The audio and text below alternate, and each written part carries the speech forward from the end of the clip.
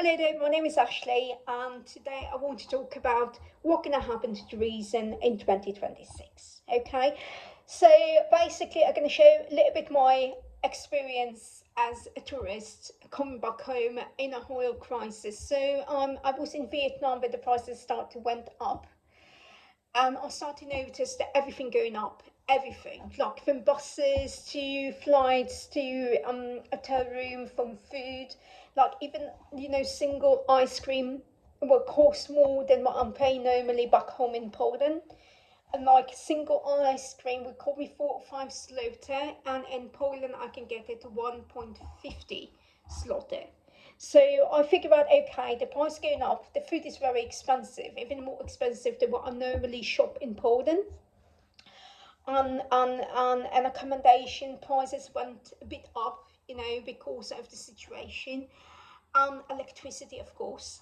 And I start to feel like if I stay here longer, and I do like Vietnam very much, it's going to be impossible for me to go home when I decide to go home. Like, it's going to be very, very expensive. Even when I was looking for a flight back to Poland, the average was €700, not less, and not direct flights.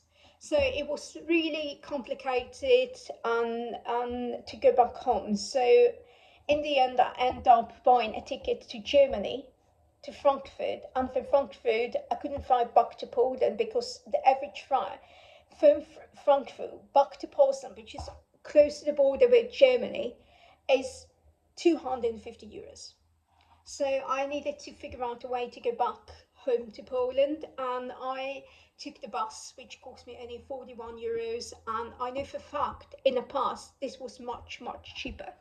But was the only option for me to go back home. Germany was very expensive, especially when it became to food. I stayed 2 nights in a hostel in Germany because I came from transfer flight from Vietnam. I flew to Qatar, and from Qatar I waited around 8 hours roughly to my second flight back to Germany.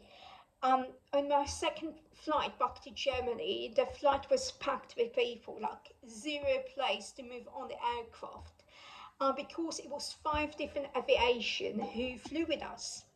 Really, 5 different aviation who flew with us, flew with us. And I remember when the flight attendant used the mic to say, "Welcome aboard British Airline, welcome aboard." Like, they use different, different aviation airlines as people who flew with us.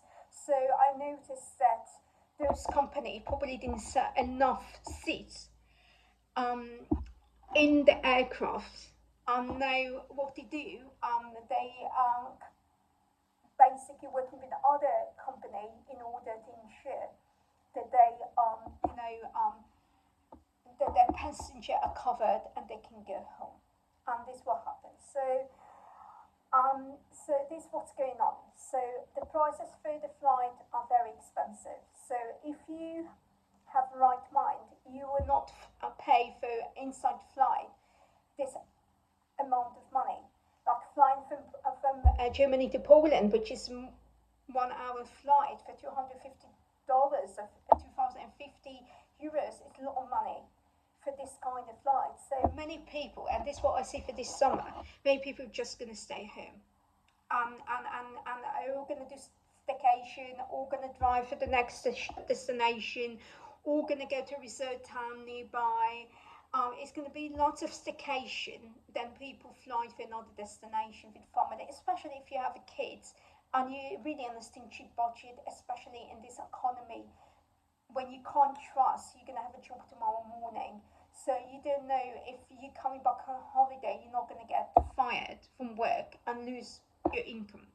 So this is what's going to happen for one reason. So what can happen to those hotels?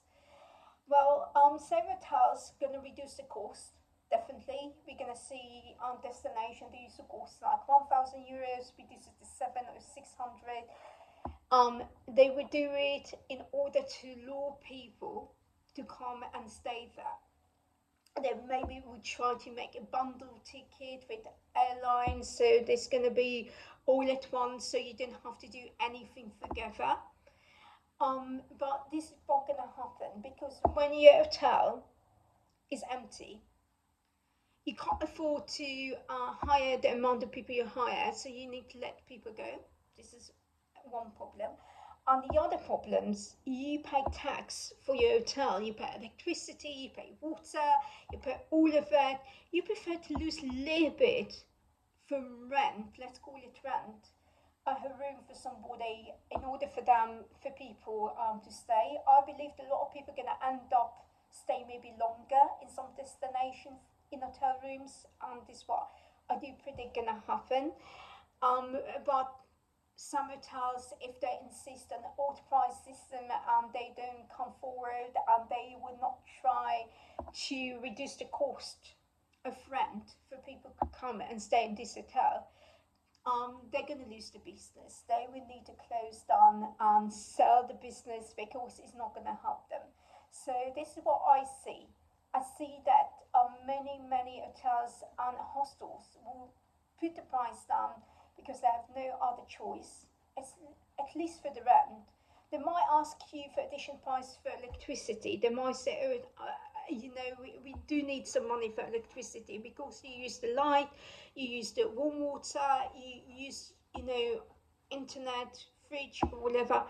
But the total price of the rent gonna go down because they can't afford to rent it in high prices. And what made me think about it was me chatting with my friend yesterday. She's still in Thailand. She's heading to Malaysia, and she was looking for cheap flight to fly inside Europe with the luggage, and she couldn't find anything less than 180 euros. I was looking for a flight for her as well, and she told me less than $100 is impossible nowadays to fly from Thailand to Malaysia. If you find where Malaysia is on the map, it's just underneath Thailand. It's not very far.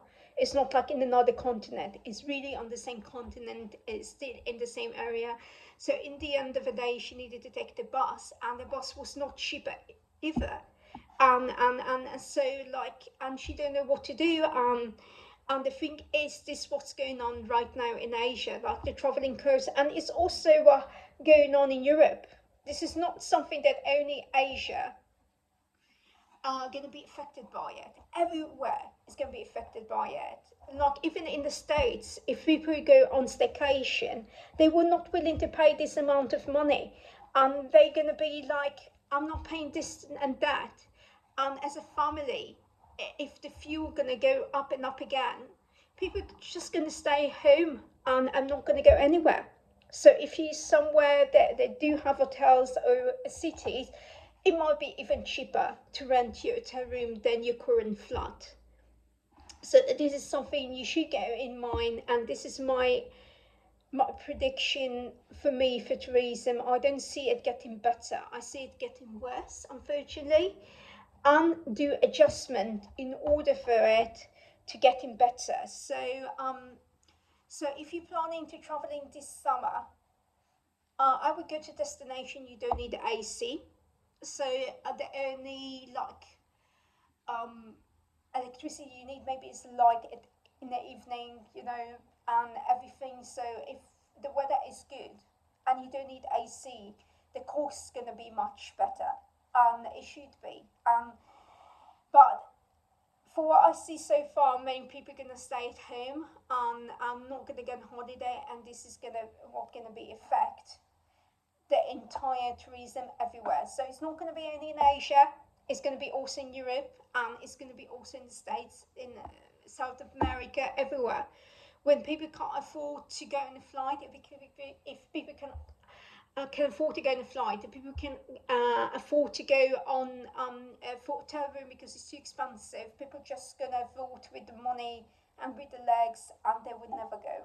And this is my 2 cents. If you think different than me, please leave a comment.